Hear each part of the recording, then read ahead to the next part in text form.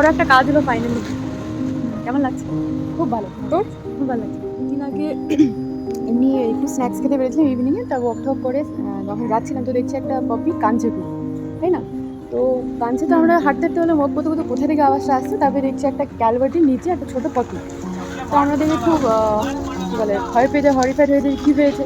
তারপর আমরা গিয়ে ওটাকে রেস্কিউ করি। তারপরে দেখি ভিতরে না আরও কয়েকটা আছে, 3টে মতন ছোটো ছোটো ছিল।